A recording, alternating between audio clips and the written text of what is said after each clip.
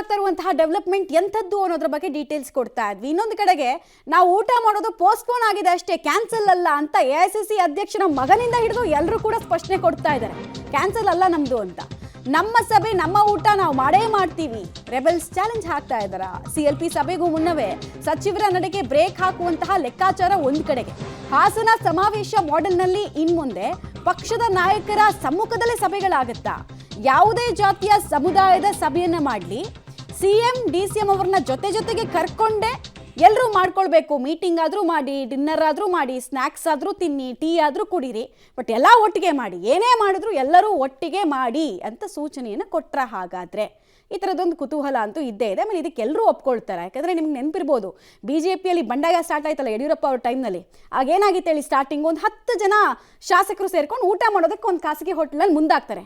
ಆಗ ಯಡಿಯೂರಪ್ಪ ಅವರು ಆಪ್ತೆ ಬಂದು ಕೇಳ್ತಾರೆ, ಏನಕ್ಕೆ ಮೀಟಿಂಗ್ ಮಾಡ್ತಾ ಇದ್ದೀರಾ ನೀವು ಅಂತ. ಅಲ್ಲಿಂದ ಶುರುವಾದಂತಹ ಗಲಾಟೆ ಪಕ್ಷ ಒಡೆದು ಹೋಳಾಗೋ ತನಕ ಹೋಗಿ ನಿಂತಿತ್ತು. ಈಗಲೂ ಅಂಥ ಸನ್ನಿವೇಶ ಕಾಂಗ್ರೆಸ್ನಲ್ಲಿ ಇದೆಯಾ? ಹಾಗಾದರೆ ಪ್ರಶ್ನೆ ಇದೆ, ಕುತೂಹಲ ಇದೆ.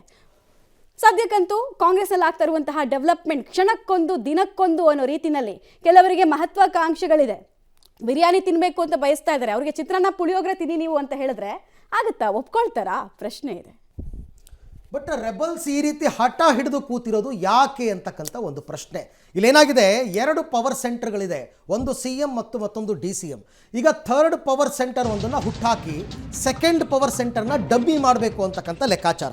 ಕಾಂಗ್ರೆಸ್ ಶಾಸಕಾಂಗ ಪಕ್ಷದ ಸಭೆಯಲ್ಲೇ DK ಶಿವಕುಮಾರ್ಗೆ ಟಕ್ಕರ್ ಕೊಡೋದಕ್ಕೆ ರೆಬಲ್ಸ್ ಸಿದ್ಧತೆ ಮಾಡಿದ್ದಾರೆ.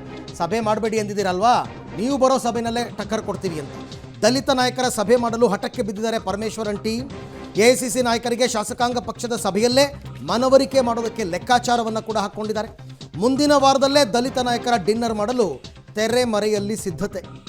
ಯಾಕೆ ಸಭೆ ಅನಿವಾರ್ಯ ಅಂತ AICC ನಾಯಕರಿಗೆ ತಿಳಿಸೋದಕ್ಕೆ ನಿರ್ಧಾರವನ್ನು ಮಾಡಿದ್ದಾರೆ. ಅದೇ ಕಾರಣಕ್ಕೆ ಒತ್ತಡ ಹೇರಲು ಈಗಿನಿಂದಲೇ ಪ್ರಯತ್ನ ಪಡ್ತಾ ಇದ್ದಾರೆ ಕೆಲವು ರೆಬಲ್ ನಾಯಕರು. ಮಾಧ್ಯಮಗಳ ಮುಂದೆ ಹೇಳಿಕೆ ಕೊಡೋದು, ಒತ್ತಡವನ್ನು ಹಾಕೋದು, ಆ ಕಡೆಯಿಂದ DK ಶಿವಕುಮಾರ್ ರಿಯಾಕ್ಷನ್ ಏನು ಅಂತ ನಾವು ಕೇಳ್ತೀವಿ ಇವ್ರು ಹೇಳಿದ ತಕ್ಷಣ. ಸೊ ಆ ಮುಖಾಂತರ ಒತ್ತಡವನ್ನು ಹಾಕುವ ತಂತ್ರಗಾರಿಕೆಯನ್ನು ಮಾಡ್ತಾ ಇದ್ದಾರೆ. CLP ಸಭೆಯ ಅಜೆಂಡಾ ಇನ್ನೂ ಫಿಕ್ಸ್ ಆಗಿಲ್ಲ, ಬಟ್ ಅಜೆಂಡಾ ಒಂದೇ ಚರ್ಚೆ ಆಗಲ್ಲ, ಇವೆಲ್ಲವೂ ಬರುತ್ತೆ. ಯಾಕೆಂದರೆ ಎಲ್ಲ ಅವರ ಪಕ್ಷದ ಶಾಸಕರೇ ಇರ್ತಾರೆ. ಆಯಿತಾ, ಮಾಧ್ಯಮದವ್ರಿಗೆ ಚರ್ಚೆ ನಡಿಬೇಕಾದ್ರೆ ಏನು ಅವಕಾಶ ಕೊಡಲ್ಲ, ಏನು ನಡೆಯುತ್ತೆ ಅಂತ ತಿಳ್ಕೊಳ್ಳೋದಕ್ಕೆ. ಹೀಗಿರಬೇಕಾದ್ರೆ ಅಲ್ಲಿ ಆಗುತ್ತೆ, ಓಪನ್ ಟಾಕ್ಸ್ ಆಗುತ್ತೆ. DK ಶಿವಕುಮಾರ್ ಮೇಲೆ ಇನ್ಯಾರಾದರೂ ಮುಗಿ ಬೀಳ್ಬೋದು, ಅಥವಾ DK ಶಿವಕುಮಾರೇ ಗದರ್ಬೋದು, ಅಥವಾ ಸಿದ್ದರಾಮಯ್ಯನವರೇ ಹೇಳ್ಬೋದು ಏನಾದರೂ ಒಂದಷ್ಟು ವಿಚಾರ. ಬಟ್ ರೆಬಲ್ಸ್ ಮಾತ್ರ ತಮ್ಮ ಹಠ ಸಾಧಿಸೋದಕ್ಕೆ ಪಣ ತೊಟ್ಟು ನಿಂತಿದ್ದಾರೆ. ದಲಿತ ನಾಯಕರ ಸಭೆಯನ್ನು ನಾವು ಮಾಡಲೇಬೇಕು ಅಂತ. ಅಲ್ಲ, ನಮ್ಮ ಬಗ್ಗೆ ನೀವು ಭಾಳ ಹೆಚ್ಚು ಪ್ರಚಾರ ಕೊಟ್ಟಿದ್ದೀರಿ, ಅವ್ರಿಗೂ ಪ್ರಚಾರ ಕೊಡಿ ಅಲ್ಲ. ಯಾಕೆಂದರೆ ಬರೀ ನಾವು ಊಟ ಮಾಡೋದು ಮಾತ್ರ ನೀವು ಜನಗಳಿಗೆ ಹೇಳಿದ್ರೆ ಆಗೋದಿಲ್ಲ. ಬೇರೆ ಬೇರೆಯವರು ಊಟ ಮಾಡೋದನ್ನೆಲ್ಲ ಹೇಳಿ. ಯಾರು ಹೇಳಿದ್ರು ಹಂಗಂತ ತಪ್ಪು ಅಂತ? ಯಾರೂ ಹೇಳೇ ಇಲ್ಲಪ್ಪ. ತಪ್ಪು ಅಂತ ಯಾರೂ ಹೇಳಲಿಲ್ಲ. ಪೋಸ್ಟ್ಪೋನ್ ನಿಲ್ಲಿಸೋದಕ್ಕೂ ಮುಂದೂಡೋದಕ್ಕೂ ಬೇರೆ ಬೇರೆ ಇದೆ. ನಾವು ಏನು ನಕ್ಸಲೈಟ್ಸ್ಗಳ ಕಾರ್ಯಕ್ರಮ ನಾವೇನು ರೂಪಿಸೋಕೆ ಹೋಗಿಲ್ಲ. ಅದು ಯಾರ ಒಬ್ಬರ ವಿರುದ್ಧವಾಗಿ ಅಲ್ಲ ಅಂತಕ್ಕಂಥದ್ದನ್ನು ಯಾರು ಮಾಡಿದ್ದಾರೆ ಅಂತಕ್ಕಂಥದ್ದು ನಾನು ಹೇಳಲಿಕ್ಕೆ ಹೋಗೋದಿಲ್ಲ.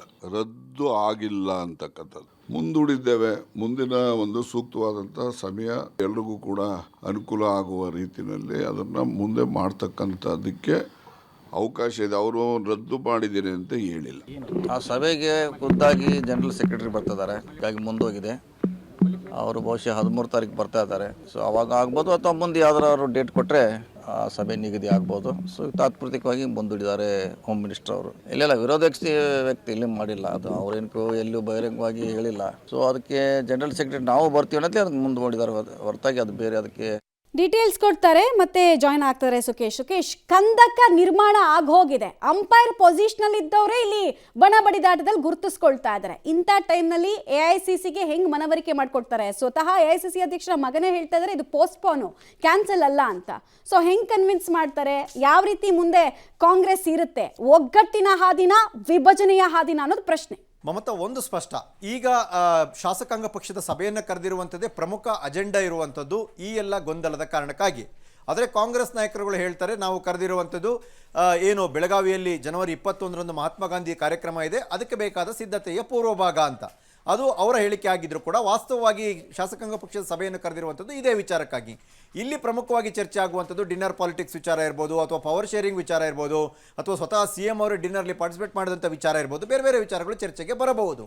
ಆದರೆ ನಾವು ಸಭೆಯನ್ನು ಮಾಡ್ತೀವಿ, ಊಟವನ್ನು ಮಾಡ್ತೀವಿ ಅಂತ ದಲಿತ ಸಮುದಾಯದ ನಾಯಕರುಗಳು ಹೊರಟಾಗ ಅದಕ್ಕೆ ವಿರೋಧ ಆಯಿತು, ಅದನ್ನು ಸ್ಟಾಪ್ ಮಾಡಿಸಿದ್ರು ಅನ್ನುವಂಥ ವಿಚಾರ ಏನಿದೆ, ಒಂದು ಕಡೆ ಎಲ್ಲ ಆ ಸಚಿವರುಗಳು ಕೂಡ ಹೇಳಿಕೆಯನ್ನು ಕೊಡ್ತಾ ಇರೋದು ನಾವು ಸ್ಟಾಪ್ ಮಾಡಿಲ್ಲ, ಮುಂದೂಡಿದ್ದೀವಿ ಅಂತ. ಅಂದರೆ ನಾವು ಮಾಡ್ತೀವಿ ಅನ್ನುವಂಥ ಪರ್ಮಿಷನ್ ಅವ್ರು ತೆಗೆದುಕೊಳ್ಳಲಿಕ್ಕೆ ಅಥವಾ AICC ನಾಯಕರುಗಳು ಬರೋದ್ರಿಂದ ಅಲ್ಲೇ ಆ ವಿಚಾರ ಚರ್ಚಿತವಾಗಬಹುದು, ಅಥವಾ ಅದಕ್ಕೆ CM DCM ಒಳಗೊಂಡಂತೆ ಚರ್ಚೆ ಮಾಡಿ ಪ್ರತ್ಯೇಕವಾಗಿ ಸಭೆ ಮಾಡಿ ಅದಕ್ಕೆ ಪ್ರತ್ಯೇಕ ಅರ್ಥ ಬರುವುದು ಬೇಡ ಅನ್ನುವಂಥ ಕನ್ವಿನ್ಸಿಂಗ್ ಆಗಿ AICC ನಾಯಕರುಗಳು ಹೇಳುವಂಥ ಸಾಧ್ಯತೆ ಇದೆ.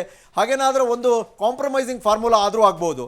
ಇವ್ರನ್ನ ಸೇರಿಸ್ಕೊಂಡು ಮಾಡಿ ಅನ್ನೋದು ಒಂದು, ನಾವು ಮಾಡೇ ಮಾಡ್ತೀವಿ ಅನ್ನೋದ್ರೆ ಅವ್ರನ್ನ ಸೇರಿಸ್ಕೊಂಡು ಮಾಡಿ ಅಂದ ಕೂಡಲೇ ಅವರನ್ನು ಒಳಗೊಂಡಂತೆ ಮಾಡಿದ್ರೆ ಮಾಡ್ದಂಗೂ ಆಯಿತು, ಜೊತೆಗೆ ಪಕ್ಷವನ್ನು ವಿಶ್ವಾಸಕ್ಕೆ ತೆಗೆದುಕೊಂಡಂಗೆ ಆಯಿತು ಅನ್ನುವಂಥ ಲೆಕ್ಕಾಚಾರದಲ್ಲಿ ಏನಾದರೂ ಕಾಂಪ್ರಮೈಸಿಂಗ್ ಫಾರ್ಮುಲಾ ಡಿಸೈಡ್ ಆಗುತ್ತಾ CLPಲಿ ಅನ್ನೋದು ಈಗ ಉಳಿದಿರುವಂಥ ಕುತೂಹಲ ಕೂಡ ಮಮತಾ. ಬಟ್ ಸುಖೇಶ್, ನನ್ನ ಕುತೂಹಲ ಇದ್ದಿದ್ದು AICC ಅಧ್ಯಕ್ಷರ ರಿಯಾಕ್ಷನ್ ಏನಿರುತ್ತೆ ಅಂತ. ಯಾಕೆಂದರೆ ದಲಿತ ಸಮುದಾಯದ ಪ್ರಭಾವಿ ಮುಖಂಡರು ಮಲ್ಲಿಕಾರ್ಜುನ್ ಖರ್ಗೆ ಅವರು ದಲಿತ ಸಮುದಾಯದ ಸಭೆಗೆ ಅವರು ಬೇಕು ಅಂತಾರ ಬೇಡ ಅಂತಾರ? ನಾಳೆ ದಿವಸ ಪ್ರತಿಪಕ್ಷಗಳು ಇದನ್ನೇ ಅಸ್ತ್ರವಾಗಿಟ್ಕೊಂಡು ಈ ಸರ್ಕಾರ ದಲಿತ ವಿರೋಧಿ ಸರ್ಕಾರ ಅಂತ ಹಣೆಪಟ್ಟಿಯನ್ನು ಕಟ್ಟಿದ್ರೂ ಕಟ್ಟಬಹುದಲ್ವಾ ಅಂತ. ಬಹುಶಃ ಇದಕ್ಕೆಲ್ಲ ಕಾಂಗ್ರೆಸ್ ಬಳಿ ಒಂದು ಸಮರ್ಥನೆ ಇದ್ದಂತೆ ಕಾಣಿಸ್ತಾ ಇದೆ ಅರವಿಂದ್. ಏನು ಅಂದರೆ ಯಾವ ಸಂದರ್ಭದಲ್ಲಿ ಇವರು ಇದು ಸಭೆ ಮಾಡಲಿಕ್ಕೆ ಡಿನ್ನರ್ ಪಾಲಿಟಿಕ್ಸ್ಗೆ ಮುಂದಾದರು ಅನ್ನುವಂಥದ್ದು. ಮತ್ತು ಬಹುತೇಕ ಸಚಿವರುಗಳನ್ನು ಒಪ್ಕೊಳ್ತಾರೆ ಕೂಡ. CM ಜೊತೆಗಿನ ಡಿನ್ನರ್ ಏನಾಯಿತು, ಆ ಡಿನ್ನರ್ ಮೀಟಿಂಗ್ನ ಎಫೆಕ್ಟೇ ಇದು ಕೂಡ ನಿಲ್ಲಿಸಲಿಕ್ಕೆ ಅಥವಾ ಮುಂದೂಡಿಕೆ ಆಗಲಿಕ್ಕೆ ಕಾರಣವಾಯಿತು ಅನ್ನುವಂಥದ್ದು. ಹಾಗಾಗಿ ಪಕ್ಷದ ಆಂತರಿಕ ವಿಚಾರದಲ್ಲಿ ಇಂಥ ವಿಚಾರಗಳು ಚರ್ಚೆ ಮಾಡುವಾಗ AICC ಅಧ್ಯಕ್ಷರುಗಳು ಬಹುತೇಕ ಒಂದು ರಾಜ್ಯದ ವಿಚಾರಕ್ಕೆ, ಅವರು ನಮ್ಮ ರಾಜ್ಯದವರೇ ಆಗಿರ್ಬೋದು, ಆದರೆ ಒಂದು ರಾಜ್ಯದ ಯಾವುದೋ ಬೆಳವಣಿಗೆಗೆ ಪ್ರತಿಕ್ರಿಯೆ ಕೊಡಲಿಕ್ಕೆ ಸಿದ್ಧರಿದ್ದಂತೆ ಕಾಣಿಸ್ತಾ ಇಲ್ಲ.